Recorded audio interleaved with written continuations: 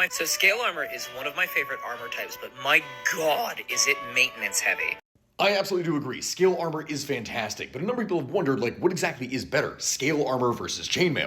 And the short answer is that in cost effectiveness, it is generally going to be chainmail, but in many areas, scale armor is superior.